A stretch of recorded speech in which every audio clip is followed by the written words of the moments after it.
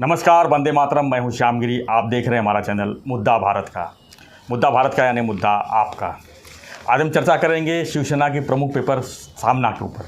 जी हाँ, सामना में रोक टोक का एक सप्लीमेंट्री पेपर है। उसमें लिखा हुआ है कि सगड़े आनंद दिघे नसतात सिंधे भी होते हैं उसमें, यानी हर कोई आनंद दिघे नहीं होता है, इसमें सिंधे भी होते हैं।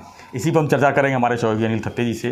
थत्ते जी, ऐसा क्या लग रहा है कि अभी दिघे साहब को जो है एक तरह से देखा है तो उद्धव जी जो है उसको अधिक प्रमोट कर रहे हैं। सबसे पहली बात है कि ये आज का सामना का रोक ठोक करके उनका आर्टिकल है जी।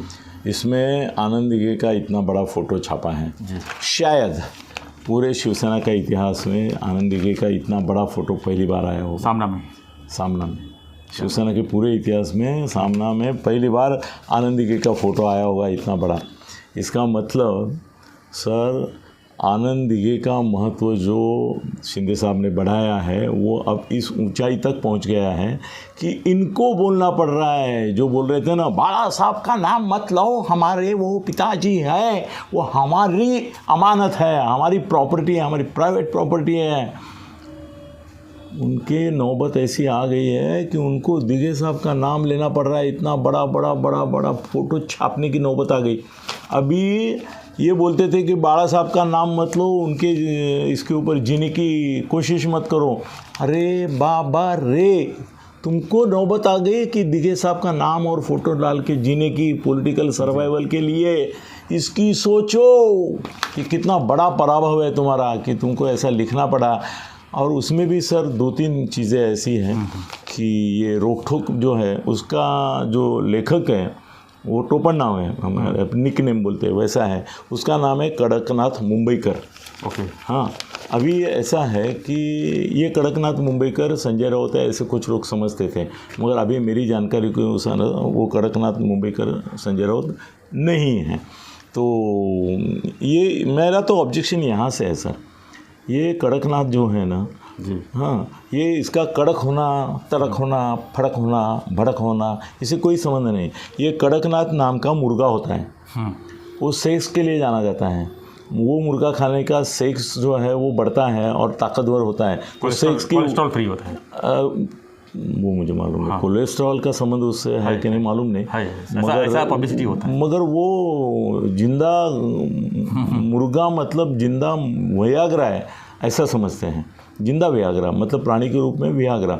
ये कड़कनाथ के ऊपर सर सबसे बड़ा संशोधन करके एक आदमी ने पीएचडी ली है, वो मेरा मित्र है। वो पीएचडी का ग्रंथ भी मेरे पास है जिसने ये कड़कनाथ पर लिखा। तो इनकी नौबत यहाँ तक आ गई कि एक सेक्स वाला मुर्गा जो है वियाग्रा का प्रतीक है जो कड़कनाथ, उसका नाम लेना पड़ा इनको, कड़कनाथ। अरे हे कड़कनाथ नाव जर दुसऱ्या कोणी घेतलं असतं तर तुम्ही बोलले असते कि सेक्सी मुर्गा उसका नाम लेके ये लिख रहा है, मतलब आपने उसको बदनाम भी किया था कि कड़कनाथ। ये क्या है सर? राइटर का नाम ही वही होगा तो क्या करेंगे सर? ये नहीं है ना, ये टोपन नाम है, कड़कनाथ नाम नहीं है उसका। और कड़कनाथ नाम का कोई आदमी महाराष्ट्र में आपको मिलेगा नहीं सर। कड़कनाथ नाम रखना, कल अगर किसी को किसी लिंग का नाम दे दिया तो उस नाम का आदमी होगा क्या? हाँ, नहीं होगा ना। वैसे कड़कनाथ उसका नाम, उसको आप बहाना मत बनाओ। कड़कनाथ नाम का कोई दुनिया में आदमी नहीं। और ये आदमी कौन है ये मुझे मालूम हो गया है। उसका रहस्य भेद हम करेंगे, ज़रा लोगों को भी प्रतीक्षा में रखेंगे ना। ये कड़कनाथ उसका नाम नहीं है और मुंबईकर जो है वो भी नहीं है सर। ये कड़कनाथ नाम लेना ही गलत था। चलो आगे बढ़ते हैं। उसने क्या लिखा है, शिवसेना दसरा मेळाव्याचे कवित्व सुरू आहे।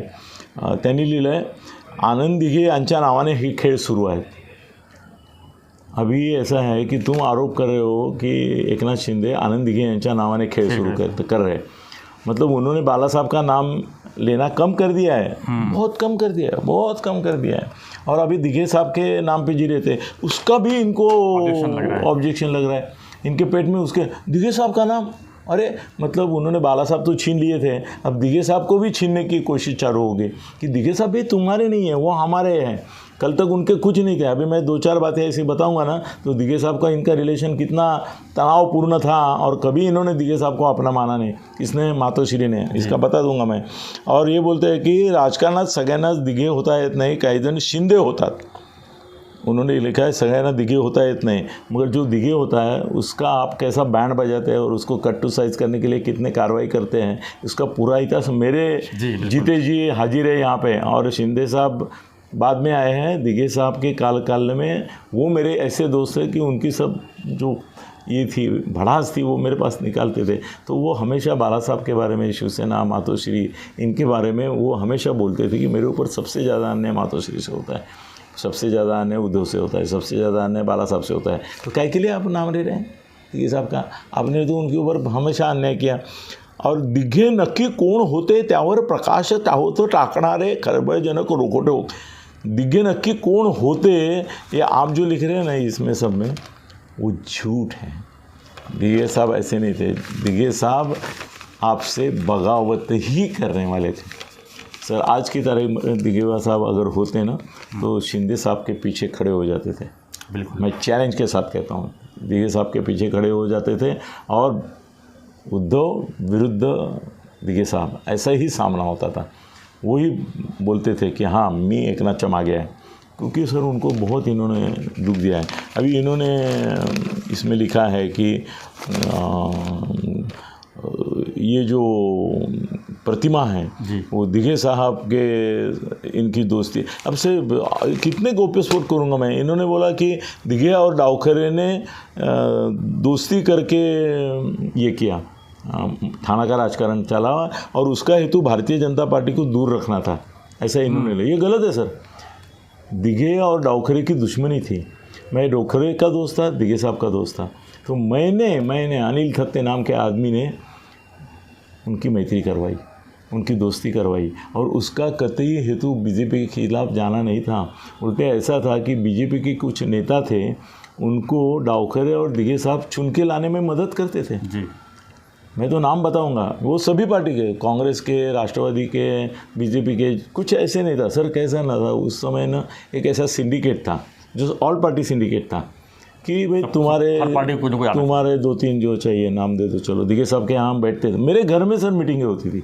डावखरे आता था, वो आता था, दिघे साहब आते थे और चर्चा होती थी कि भाई किस किस को चुन के लाना है अपने को, उसके खिलाफ हम अपोजिट में डमी कैंडिडेट देंगे। अरे वो थाना में है एकनाथ काजारी करके, उसको गिराया था, दिघे साहब नहीं गिराया था और अशोक रावल को चुन के लाया था। मैं विटनेस था क्योंकि अशोक रावल मेरे घर में आए कि उनको पाँव छू के बोला था कि मुझे को चुन के आओ। सो इतना ही नहीं, तो सुभाष कानड़े पहली बार जब चुन के, आप सब लोगों के नाम लाते, सुभाष कानड़े पहली बार चुन के आया तो वो सीट बीजेपी को दी थी उन्होंने। दिघे साहब ने बोला था बीजेपी को दे देते हैं। तो मैं बोला सर बीजेपी को, दिघे साहब बोलत नव्हतो, मी आनंद बोलत होतो, माझा मित्र होता तो। मैं बोला आनंद एक काम करते हैं, बीजेपी को दे दो तुम, मगर उम्मीदवार मैं जो बोलता हूँ वो करेंगे। तो बोले वो उम्मीदवार कौन रहेगा? मैं बोला मेरा उम्मीदवार जो है ये सुभाष कानड़े हैं और उसके खिलाफ खड़ा करने के लिए आपटे नाम का एक एकदम वीक कैंडिडेट है, बीजेपी में है वो। तो तुम ऐसा कंडीशन डालो बीजेपी को कि मैं बीजेपी को ये सीट छोड़ूंगा सुभाष कानड़े के खिलाफ, मगर उधर आपटे को ही तुमको टिकट देना है। तो आनंद बोले फिर आपटे को गिराएगा ना सुभाष? मैं बोला पक्का गिराएगा, क्योंकि आपटे में दम ही नहीं है, वो बीजेपी का ऐसा डमी कैंडिडेट जैसा ही है। तो मैंने और आनंद ने आपटे के खिलाफ सुभाष कानड़े के खड़ा किया और बीजेपी का उम्मीदवार गिरा के सुभाष कानड़े को चुन के लाया। सर कितने लोगों को कड़वा में इधर उधर सब जगह उसी पे लिखा गया हो कि आपटे को गिराने के लिए, बीजेपी गिराने के लिए, मगर उसका कारण ये नहीं था कि बीजेपी को गिराना था, क्योंकि बीजेपी के भी 5 सदस्य ऐसे थे उस समय कि जिनको जिताने में आनंद का ही हाथ था सर। वो वृंदावन से एक आता था, अभी मेरे को इस क्षण को नाम, मेरे को पाटनकर नाम का कोई था ना, पाटनकर। सो उसको हमेशा आनंद मदद करता था। ये तुम्हारा यहाँ पे भी है, पाचपाखड़ी में भी एक है बीजेपी का, उसको भी आनंद ने, सुभाष काले, वो उपमहापौर था, वो वही था ना, वो उसको भी आनंद हमेशा मदद करते थे। तो भाजपा के उनका क्या कहना था ना, ये कॉरपोरेशन जो है ना 5 बीजेपी के, 5 कांग्रेस के, 5 राष्ट्रवादी के और शिवसेना के बाकी, मगर शिवसेना को कभी भी पूरी मेजॉरिटी मिलनी नहीं चाहिए, ये हमारा प्रण था। और प्रण क्यों था? इसमें वो रोकठोक कड़कनाथ थत्ते काय म्हणतात ते आहे का? कभी भी जब तक शिंदे साहब थे, अपने ये तुम्हारे दिघे साहब थे, एक बार भी मेजॉरिटी मिली क्या आपको कॉरपोरेशन में? थाना नहीं मिली। क्यों नहीं मिली? क्योंकि बीजेपी को भी आना चाहिए, शिवसेना को आना चाहिए, राष्ट्रवादी को आना चाहिए, कांग्रेस को, बीजेपी को आना इसलिए चाहिए क्योंकि वो शह देते हैं उनको जी, इसके लिए भी। और ये सब दिघे साहब ऐसा, पहले हमारे पास सर मेरे घर में रिज़ल्ट रेडी रहता था। ये 10वां माला है ना, वो थाना में बहुत फेमस था दिघे साहब के ज़माने में। यहाँ से पूरा थाना का कारोबार चलता था। तो मेरे ख्याल से इस समय वो पूरा थाना दिखता था यहाँ से। दिखता था, अभी भी दिखता है, मगर चलता। उस समय हमको रिज़ल्ट पहले मालूम होता था और बीजेपी के लोगों को मदद करते हैं। और वो आनंद दिघे साहब बोलते, चलो हम उनको लोगों की भावना के प्रति, दिघे साहब मुझे हमेशा बोलते थे की अनिल जी एक लक्षात ठेवा, ज्या दिवशी इथे शिवसेनेला क्लिअर मेजॉरिटी मिळेल त्या दिवशी महापौर माझा बसणार नाही, वरतून उचलून ठॉक करून माझ्या डोक्यावर टाकतील. मला माझ्या डोक्यावर महापौर बसून घ्यायचा नाही, मी म्हणेन तोच महापौर झाला पाहिजे. बाला साहब की इधर चलनी नहीं चाहिए, वो मातोश्री उधर है तो यहाँ पे मैं पिताश्री हूँ. ऐसा भी बोले हैं वो. मतलब उनके मन में हमेशा बाला साहब के प्रति आशंका ही थी. शिंदे साहब उल्टा है, अरे आपको ये बोलना चाहिए कि दिघे साहब के ज़माने में कभी शिवसेना का मेजॉरिटी क्लियर आया नहीं, ये तो शिंदे है जिन्होंने क्लियर कट मेजॉरिटी सब जगह ला के दी. पूर्ण बहुमत उन्होंने ऐसा नहीं किया कि भाई कुछ इसके लाते कुछ इसके लाते. बीजेपी के साथ की बात कर रहे हैं ना, बीजेपी को. और डावखरे मेरा कितना, अरे आपके यहाँ सबको मालूम है डावखरे मेरा कितना दोस्त था, दिघे साहब मेरी कितनी दोस्त है. उन दोनों की दोस्ती मेरी वजह से थी. मैं आनंद तरे को टिकट नहीं दे रहा था दिघे साहब, मैंने आनंद तरे को टिकट दिया. उस समय मैं बोला ये कम के कम 10-5 करोड़ खर्च करने वाला आदमी है और ऐसी स्थिति पैदा होगी कि क्योंकि पहली बार तो गिरा ही था इनका, वो नहीं क्या परांस पे खड़ा था और मनोहर साळवी जीत गया वगैरह वगैरह. तो ये धर्मेंद्र पिक्चर में गलत दिखाया, उन्होंने दिखाया कि वसंत डावखरे जीत गया. वसंत डावखरे नहीं जीता था, धर्मेंद्र में ऐसी कुछ कालाकांडी है उल्टी पल्टी, वो जाने तो छोड़ो. तो ये मनोहर साळवी जीता था. सर वो समय जो है गद्दाराना क्षमा नहीं वगैरह वगैरह, उसमें भी एक हिच है सर. ये ऐसा है कि ये परांस पे जो है ना, उसके बारे में इन्होंने लिखा है सर. परांस पे के खाड़कन थोबाड़ीत मारा था, मालूम है आपको? थप्पड़ नहीं, उस समय मैंने सर ऐसा है कि थाना में जो लोग आमदार बने, खासदार बने, एक मोदा जोशी छोड़ के, सतीश प्रधान छोड़ के, और महापौर बने सर, जिसने इनका लाथ नहीं खाया या फटका नहीं खाया गाल पे, सबके सामने. दिघे साहब की एक खासियत थी, दिघे साहब ऐसा कोने में लेके, कोपचे में लेके नहीं बड़ा थप्पड़ मारते थे. सबके सामने सब देखे कि भाई इसको थप्पड़ मारा. पर उनका बड़प्पन ये था दिघे साहब का कि जिसको थप्पड़ मारा उसको ही उन्होंने बाद में पद दे दिया. प्रकाश परमपुर को थप्पड़ मारा, ऐसा मारा कि पूरे लाल लाल गाल हो गए. उसका कोरा कोरा था ना वो लाल. बाद में उसको खासदार भी बनाया, उसके लिए डोंबिवली की सीट भी उन्होंने ले ली बीजेपी की. अब इन्होंने ये अर्थ इसका ये लगाया है कि भाई बीजेपी को क्रिटिसाइज करने के लिए दिघे साहब ने परांजपे के लिए वो किस सीट छीन ली. ऐसा नहीं है सर, ऐसा नहीं है. ऐसा हुआ था कि बीजेपी में जगन्नाथ पाटिल करके एक नेता थे, आमदार थे, वहाँ पे आमदार थे, राम कापसे थे.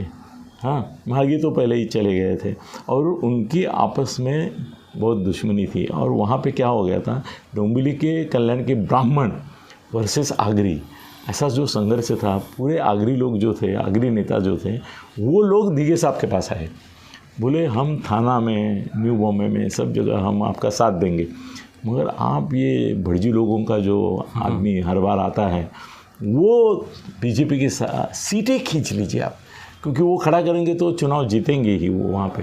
सर आगरी समाज के कहने से, आग्रह से दिघे साहब ने वो सीट छीन ली और उनका कुछ नहीं कहा. उनको मालूम था कि अपने आगरी समाज के जो लोग हैं वो फूट गए हैं, इसलिए हुआ. तो ये जो इन्होंने लिखा है कि देखो देखो देखो कि उनकी सीट भी इन्होंने छीन लिया, ऐसा नहीं है. वो उसके पीछे और कोई राज है. तो सर अभी बड़ा बहुत टाइम हो गया. तो कड़कनाथ जी हाँ, आपने जो लिखा है रोक टोक, वो बिल्कुल गलत है. दिघे साहब की दुश्मनी बहुत चली, इसके बारे में मैंने एक बार वीडियो भी हमने बनाया था कि कैसे बाला साहब बोलते थे कि साहेब, वो प्रकाश परमपुर को बोले थे, साहेब शिवसेनेत एकच मी बाकी कोई दिगे साहब वगैरह कोई नहीं। दूसरी बात ये है कि उनका जब इलस्ट्रेटेड वीकली में ये आया तो उन्होंने इंटरव्यू दिया कि भाई इसके सर में हवा भर गई है, ये भी हुआ। और उसको जहाँ जहाँ हो सके वहाँ कट टू साइज करते थे। क्या दिगे साहब का नाम ले रहे हो? दिगे साहब प्यार करते थे तो एकनाथ शिंदे से करते थे, मातोश्री से कभी उनका प्यार नहीं था। खाली भी लिए अभी बाला साहब को छोड़ नहीं रहे, बाला साहब का नाम मत लो, अब दिगे साहब का नाम लेके वो आगे बढ़ रहे हैं तो उसके लिए भी आपके पेट में दुखने लगा। अच्छा, गलत है, गलत है, गलत है, गलत है। चलो सर, धन्यवाद कर दो। धन्यवाद करते जी। तो हम चर्चा कर रहे थे कि सामना में लिखे हुए लेख के ऊपर जिसमें आनंद दिघे जी का जिक्र किया गया है कि हर कोई आनंद दिघे नहीं हो सकता। तो आनंद दिघे आपकी वाट लगा रहा था, समझे? धन्यवाद।